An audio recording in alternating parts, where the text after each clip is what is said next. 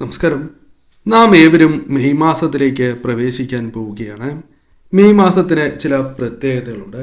അതേക്കുറിച്ച് ആദ്യം മനസ്സിലാക്കാം. മെയ് മാസം അത്രമേൽ പ്രാധാന്യമുണ്ട് എന്ന കാര്യം ഓർക്കുക. കാരണം ഈ മാസത്തിലാണ് അക്ഷയ തൃതീയ വരുന്നത്. ഏവർക്കും അറിയാവുന്നതും സ്വർണം ഏവരും വാങ്ങുന്നതുമായ വളരെ സവിശേഷമായ ഒരു ദിവസമാണ്. കൂടാതെ ദാമോദര മാസമാണ്. ഭഗവാന് ഏറ്റവും പ്രിയപ്പെട്ട മാസം എന്ന് തന്നെ ഈ മാസത്തെ വിശേഷിപ്പിക്കാവുന്നതാണ്. എന്നാൽ ഈ മാസം നാം ചില പ്രത്യേക കാര്യങ്ങൾ ചെയ്യുകയാണ് എങ്കിൽ നിങ്ങളുടെ ജീവിതത്തിൽ വന്നു ചേർന്നിരിക്കുന്ന പല ആഗ്രഹങ്ങളും നടക്കുവാനുള്ള വഴികൾ വന്നു ചേരും എന്നാണ് പറയുക. ആഗ്രഹ സാഫല്യങ്ങൾ തന്നെ വന്നു ചേരും. ഈ മാസം വീടുകളിലേക്ക് ചില വസ്തുക്കൾ നാളെ വാങ്ങുന്നത് അതീവ ശുഭകരമാണ്. മാസം മുഴുവൻ സൗഭാഗ്യം നീണ്ടു നിൽക്കും എന്ന് തന്നെ പറയാം. ഏതെല്ലാമാണ് ആ വസ്തുക്കൾ എന്ന് വിശദമായി തന്നെ മനസ്സിലാക്കാം. ആദ്യത്തെ വസ്തുവായി പരാമർശിക്കുന്നത് ഭഗവാന്റെ ഏറ്റവും പ്രിയപ്പെട്ട വസ്തുവായ വെണ്ണ വീടുകളിലേക്ക് നാളെ വാങ്ങിക്കൊണ്ടുവരുന്നത് ഏറ്റവും ശുഭകരമായ ഒരു കാര്യമാണ്. തീർച്ചയായും ഭഗവാന്റെ കടാക്ഷം ആ വീടുകളിൽ വന്നു ചേരും. ലക്ഷ്മി കടാക്ഷവും ആ വീടുകളിൽ പ്രതീക്ഷിക്കാവുന്നതാണ്. മറ്റൊരു വസ്തു നെയ്യാണ്. നെയ് വീടുകളിലേക്ക് കൊണ്ടുവരുന്നതും ഏറ്റവും ശുഭകരമായ ഒരു കാര്യം തന്നെയാകുന്നു. അത് വലുത് തന്നെ ആകണം എന്നില്ല. നിങ്ങൾക്ക് സാധിക്കുന്നതായ വലുപ്പത്തിൽ വാങ്ങുവാൻ സാധിക്കും. അങ്ങനെ വാങ്ങുന്നത് ശുഭകരമാണ്. തീർച്ചയായും ഇവ വീടുകളിൽ കൊണ്ടുവരുന്നത് ശുഭകരമാകുന്നു. പ്രത്യേകിച്ചും നെയ് ഉപയോഗിച്ച് വീടുകളിൽ വിളക്ക് തെളിയിക്കുന്നത് ഏറ്റവും വിശേഷമാണ്, ഏവർക്കും അറിയാം. അതിനാൽ തന്നെ നാളെ കൊണ്ടുവരുന്ന ഈ നെയ് ഉപയോഗിച്ച് വീടുകളിൽ വിളക്ക് തെളിയിക്കുന്നതും മാസം മുഴുവൻ ഈ നെയ് ഉപയോഗിച്ച് വിളക്ക് തെളിയിക്കുന്നതും സർവ്വ ഐശ്വര്യപ്രദം തന്നെയാണ്. ഇങ്ങനെ ചെയ്യുന്നതിലൂടെ നിങ്ങളുടെ ഐശ്വര്യം വർദ്ധിക്കുകയും അല്ലെങ്കിൽ ജീവിതത്തിൽ വന്നു ചേർന്നിരിക്കുന്ന പല പ്രയാസങ്ങളെയും തരണം ചെയ്യുവാൻ സാധിക്കുകയും ലക്ഷ്മി കടാക്ഷത്താൽ ആ വീടുകൾ ഉയരുകയും ചെയ്യും. തീർച്ചയായും ഈ കാര്യം പ്രത്യേകം ഓർക്കുക. അതിനാൽ ഈ ഒരു വസ്തു വീടുകളിൽ കൊണ്ടുവരുവാനും ഞാൻ പരാമർശിച്ച കാര്യം ചെയ്യുവാനും ശ്രമിക്കുക. മറ്റൊരു വസ്തു പാലാണ്. പല വീടുകളിലും പാല് വാങ്ങുന്നതാണ്. എന്നാൽ ചില വീടുകളിൽ പാല് വാങ്ങണം എന്നില്ല. ഇത്തരത്തിൽ വാങ്ങാത്തവരാണ് എങ്കിൽ നാളത്തെ ഒരു ദിവസം വീടുകളിൽ പാൽ വാങ്ങുന്നത് അതീവ ശുഭകരമാണ്.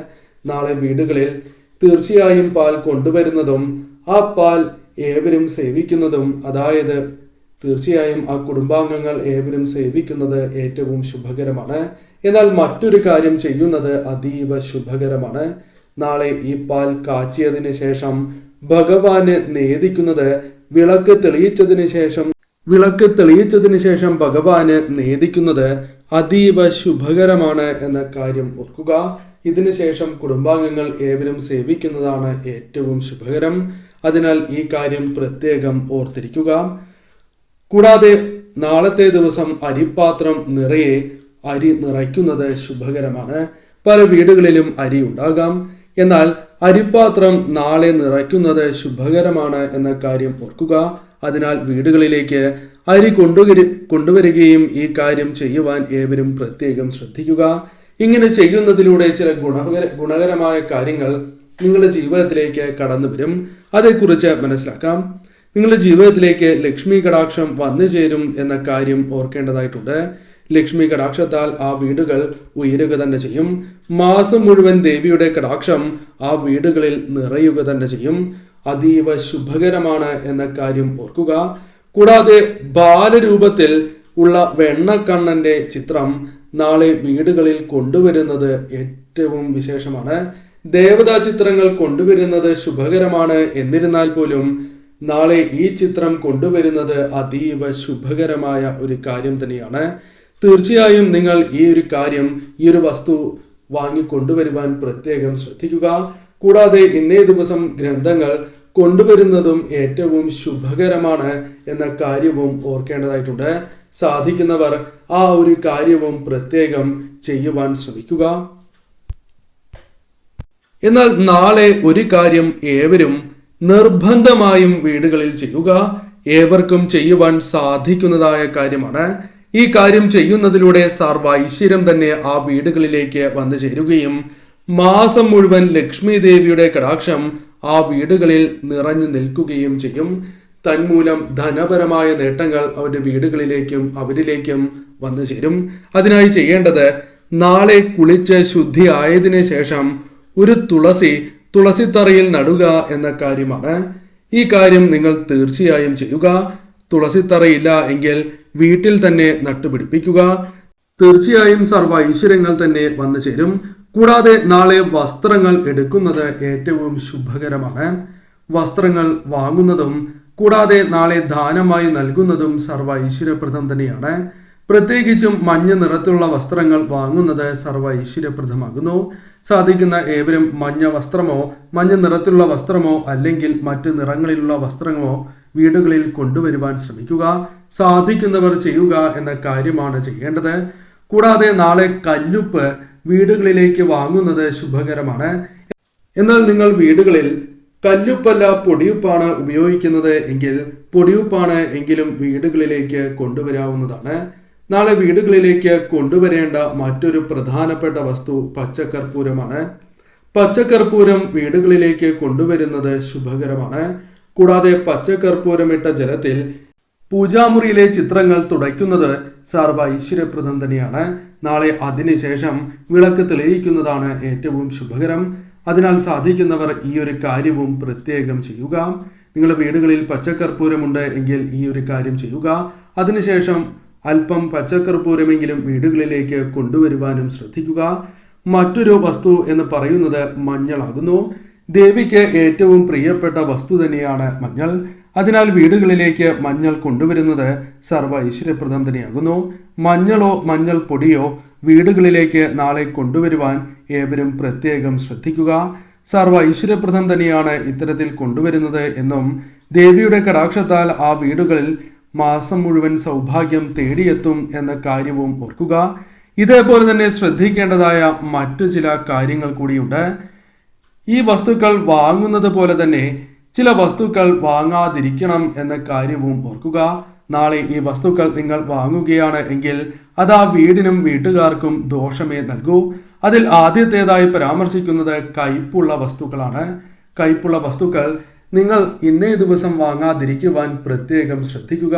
ഒരു ദിവസം കഴിഞ്ഞതിന് ശേഷം വാങ്ങുന്നതിൽ തെറ്റില്ല. അതായത് അടുത്ത ദിവസമോ തലേ ദിവസമോ വാങ്ങാം. ഇന്നോ അല്ലെങ്കിൽ നാളെ കഴിഞ്ഞോ വാങ്ങാം. എന്നാൽ നാളെ വാങ്ങാൻ പാടില്ല എന്ന കാര്യം ഓർക്കുക. കടം നാളെ നൽകുന്നത് അത്ര ശുഭകരമല്ല.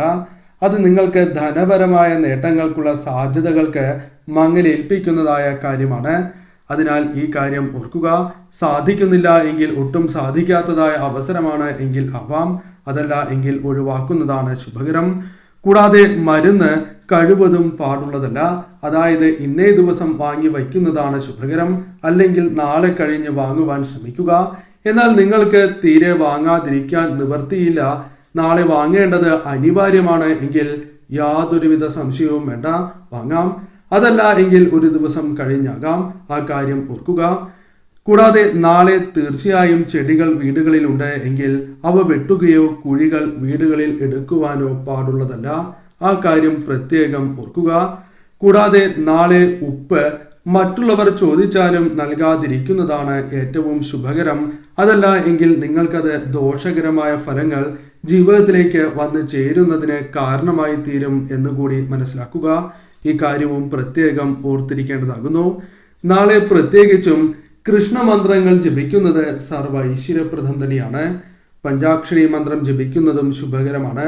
ഓം നമോ നാരായണായ, ഓം നമോ ഭഗവതേ വാസുദേവായ എന്നീ മന്ത്രങ്ങൾ ജപിക്കുന്നതും നിങ്ങൾക്കറിയാവുന്നതായ മറ്റ് ശ്രീകൃഷ്ണ മന്ത്രങ്ങൾ ജപിക്കുന്നതും സർവ്വ ഐശ്വര്യപ്രദം തന്നെയാണ്.